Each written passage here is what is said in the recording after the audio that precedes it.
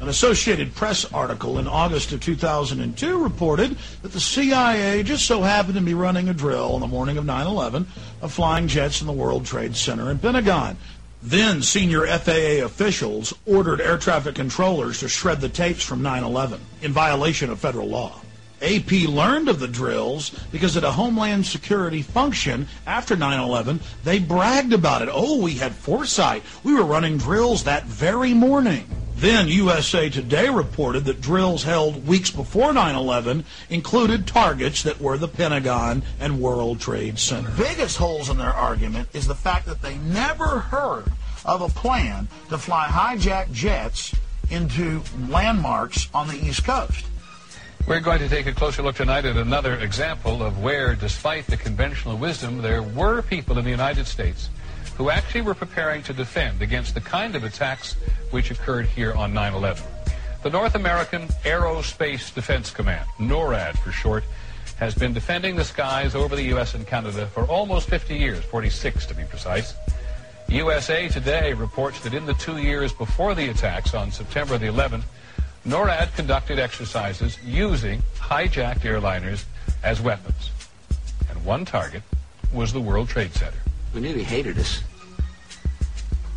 But there was nobody in our government, at least, and I don't think the prior government that could envision flying airplanes into buildings on such a massive scale. But that turns out not to be true. U.S. military planners did envision and practice those very scenarios.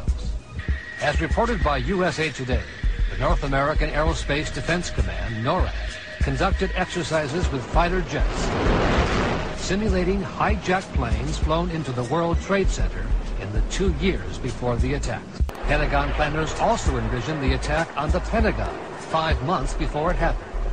The Pentagon had a drill in November of 2000 simulating a hijacked jet being flown to the Pentagon. So between all the drills before 9/11 and the drill in the morning of 9/11, air traffic controllers thought that it was a simulation.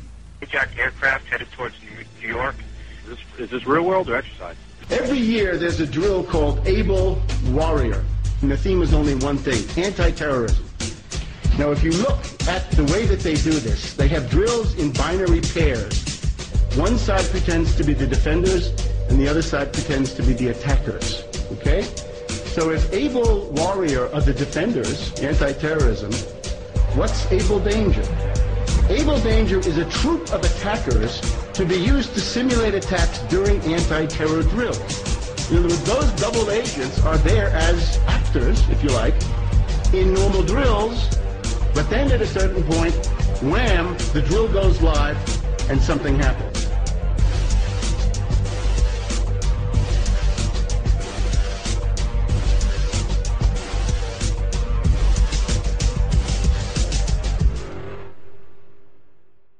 You said there'll be a time for politics, but you've also said you wanted to change the tone of Washington. Howard Dean recently seemed to muse aloud whether you had advanced knowledge of 9/11. Do you agree or disagree with the RNC that this kind of rhetoric borders on political hate speech? Yeah. Look, there's time for politics. And, it's time for politics. And, it's an absurd insinuation. In that case, sir, can I follow up on something unrelated?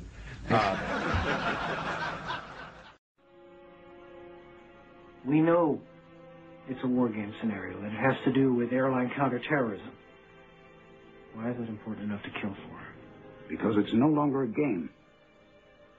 If some terrorist group wants to act out this scenario, why target you for assassination? Depends on who your terrorists are. The men who conceived of it in the first place. You're saying our government plans to commit a terrorist act against a domestic airline? There you go. Indicting the entire government, as usual. It's a faction. A small faction. For what possible gain? The Cold War's over, John. But with no clear enemy to stockpile against, the arms market's flat. But bring down a fully loaded 727 into the middle of New York City, and you'll find a dozen tin-pot dictators all over the world just clamoring to take responsibility and begging to be smart-bombed. I can't believe it. This is about increasing arms sales. Mm-hmm. When? Tonight? How are you going to stop them? That's what it looks like. But there's what? Like? Modem protocol. Remote access. Somebody on the ground's flying your plane. Bogey, sir. Keep your course. I need to know our flight plan. I'm mapping the data now.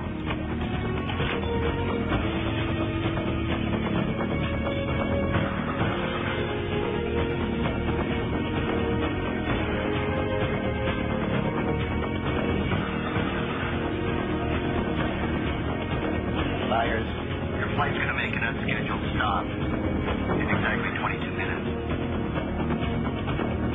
Corner of Liberty and Washington. Lower Manhattan. World Trade Center. I'm going to crash the plane into the World Trade Center. I'll tell the flight crew. Let.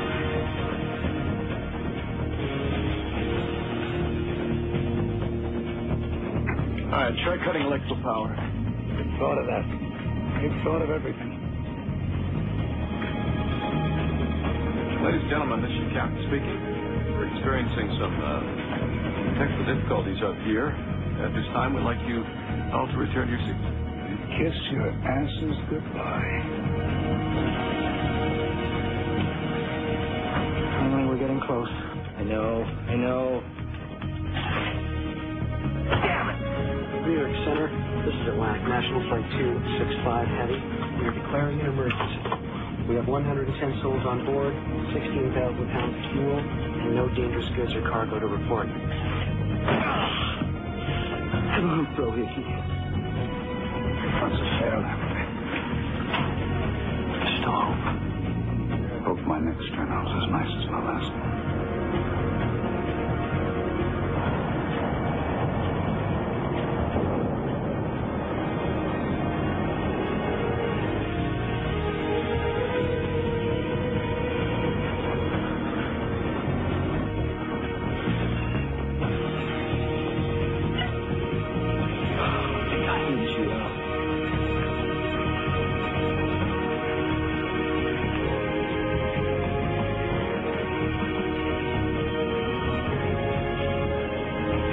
Manual override.